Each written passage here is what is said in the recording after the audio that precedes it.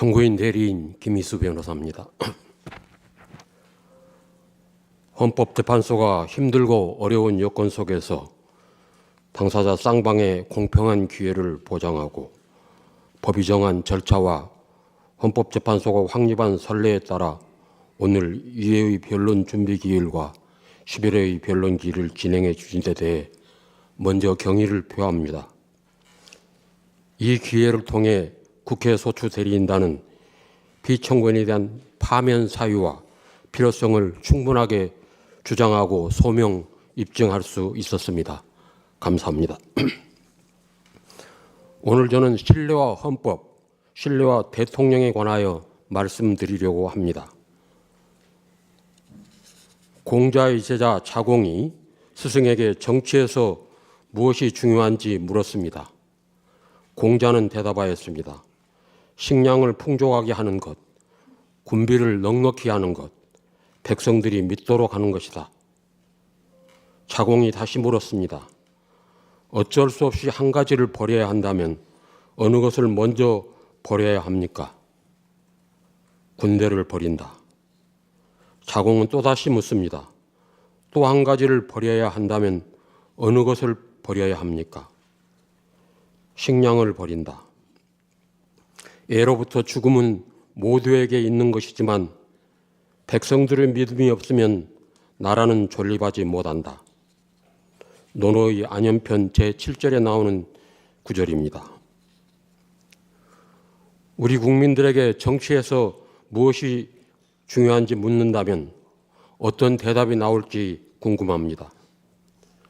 전쟁과 굶주림에 참혹한 기억을 간직하고 있는 세대라면 아마도 국방이 가장 중요한 것이고 또한 식량이라고 할지 모르겠습니다.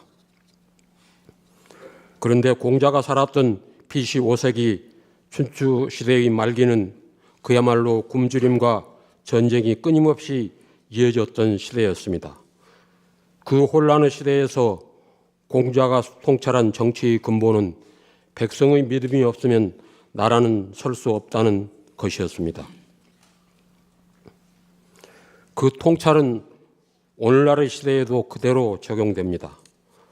국민의 믿음, 신뢰가 없으면 나라가 설 수 없습니다.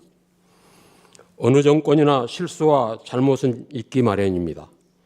중요한 것은 잘못을 줄이려는 노력, 그리고 실정이 발생했을 때 이를 인정하고 원인을 분석하여 같은 잘못을 되풀이하지 않도록 노력하는 자세입니다.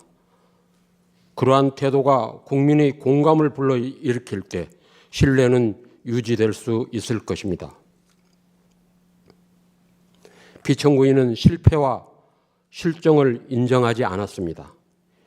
인정하지 않았으므로 사과도 없었습니다. 모든 잘못을 야당과 전 정권에 대한 책임 전가로 일관하였습니다.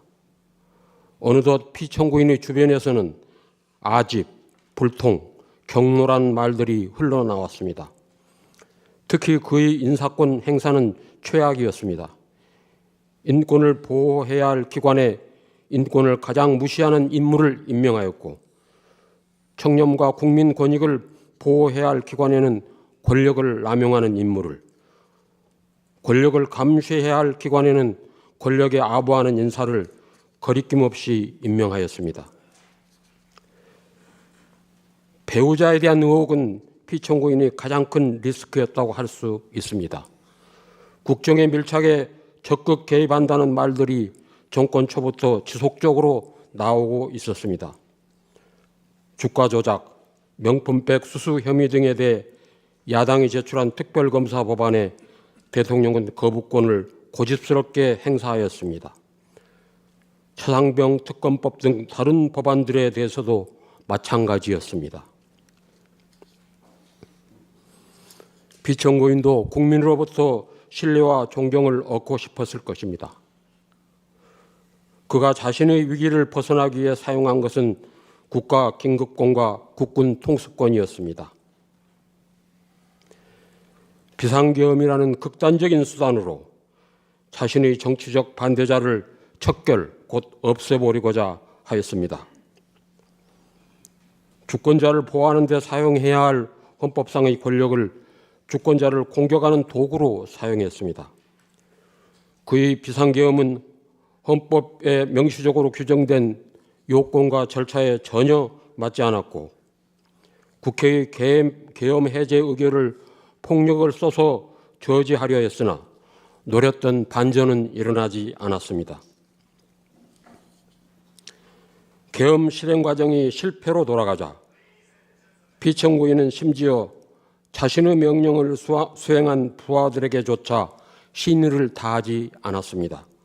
자신의 책임을 모면하기 위해 부하들에게 모든 죄책을 떠넘기며 그들의 충성심을 배반하였습니다.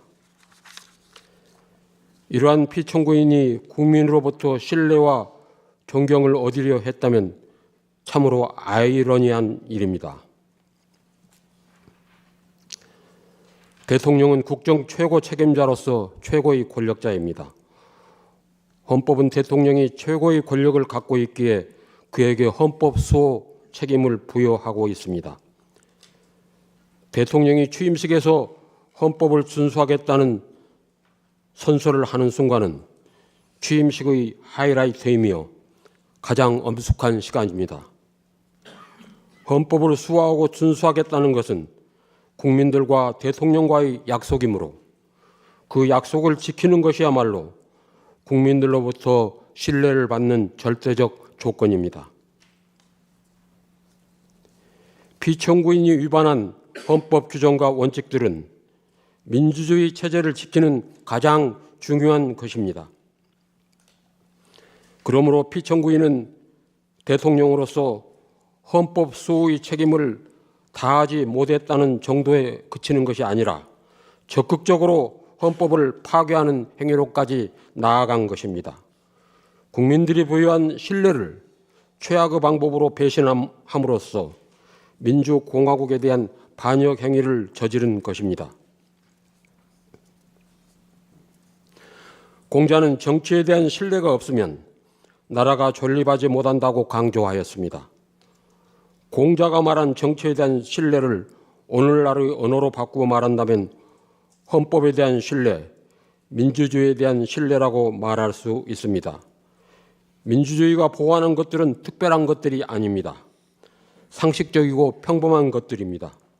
민주공화국, 인간으로서의 존엄과 가치, 법 앞의 평등, 양심의 자유, 언론 출판의 자유, 집회 결사의 자유, 학문과 예술의 자유, 보통 평등 직접 비밀 선거의 원칙 같은 것들입니다. 헌법에는 민주주의가 보호하는 이런 원칙들, 평범하지만 소중한 권리들이 적혀 있습니다. 이들은 우리 일상에서 상식적이고 평범한 것들이지만 결코 당연한 것은 아니었습니다. 이 평범한 민주주의 가치를 지키기 위해서 많은 사람들이 목숨을 걸어야 했고 피를 흘려야 했습니다. 자신의 삶을 걸고 싸워온 이 가치는 그대로 미래로 이어져 가야 합니다. 역사는 우리에게 경고합니다. 민주주의는 스스로 지키지 않을 때 왜곡되고 훼손되며 결국 무너지고 맙니다.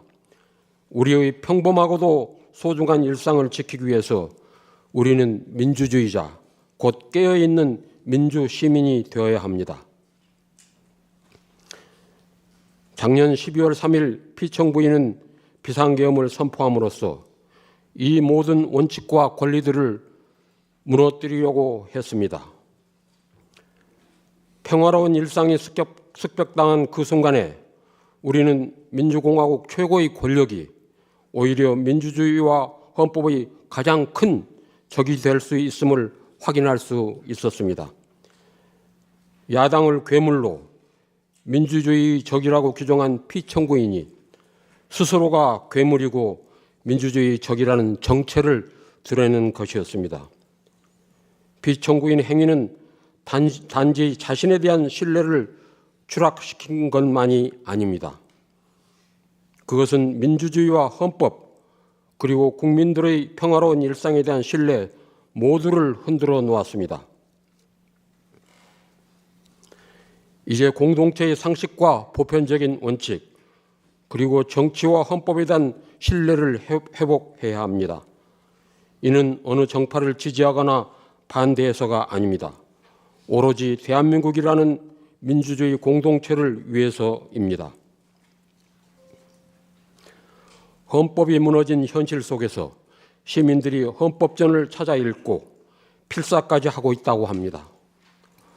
헌법조문을 읽고 필사하며 슬픔과 좌절감을 느끼는 경우도 있지 않을까 걱정스럽기도 합니다. 하지만 지금이야말로 시민들이 민주주의와 헌법을 그 합당한 깊이에서 제대로 이해할 수 있는 축복의 시간이 될 수 있습니다. 대한민국 미래의 희망을 볼 수 있기 때문입니다.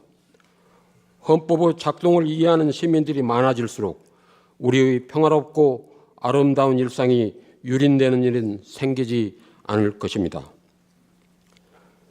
존경하는 재판관님, 오늘 우리가 이 자리에 모인 이유는 바로 민주주의와 대한민국의 가치를 침해한 권력자에 대한 탄핵 심판을 위해서입니다. 그에 대한 검증은 끝났습니다. 사람에게 충성하지 않는, 하지만 충성만을 받고자 했던 인물, 상식을 뛰어넘는 언동으로 일방통행만을 일삼았던 인물, 손에 왕자를 새기고 나타난 인물, 대규모 군사 퍼레이드를 즐기며 역대 독재자 대통령들을 찬양한 인물, 헌법을 준수하거나 소화하기는커녕 파괴한 인물, 그가 대통령이 된 후 부끄러움은 온전히 국민의 몫이 되었습니다. 본 대리인은 감히 말씀드립니다. 지금 우리는 대한민국 민주헌정사에 있어서 최대의 고비인 지점을 지나가고 있습니다. 이 재판은 민주주의와 헌법을 지키는 재판이며 대한민국의 존립을 지키는 재판이 될 것입니다. 우리는 민주주의의 가치를 믿으며 그 가치를 수호하고자 합니다. 오늘 우리는 모두 민주주의자입니다. 부디 피청구인 대통령 윤석열을 파면하여 주십시오. 감사합니다.